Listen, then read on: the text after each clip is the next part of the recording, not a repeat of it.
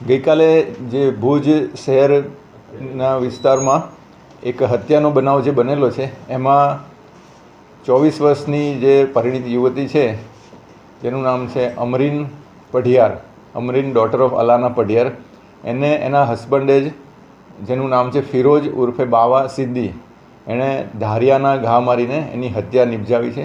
અને એ હત્યા નિપજાવીને જાતે જ ધારિયા સાથે પોલીસ સ્ટેશને હાજર થયો અને પોલીસને કીધું કે મારાથી મેં આવું કૃત્ય કર્યું છે. અને એ આધારે પછી તપાસ કરીને ગુનો દાખલ કરવામાં આવ્યો છે અને આરોપીને હસ્તગત કરવામાં આવ્યો છે. હત્યા પાછળનું કોઈ કારણ સામે? હત્યા પાછળનું કારણ પ્રાથમિક તપાસમાં એવું જાણવા મળ્યું છે કે એ લોકોના લગ્ન 1.5 વર્ષ પહેલાં થયા હતા, પણ એમના લગ્ન ચાલતા નહોતા અને એ બંને અલગ રહેતા હતા.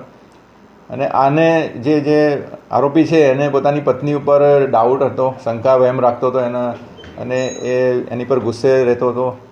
અને પછી અચાનક જ એણે આ રીતે એની પત્ની ત્યાંથી પસાર થતી હતી દાદુપીર રોડ જે છે રેલવે સ્ટેશન, તો પાછળથી આવીને એણે ધારિયાના ઘા માર્યા માથામાં અને કન્ટિન્યુઅસ મલ્ટિપલ ઘા મારીને એની હત્યા કરી છે.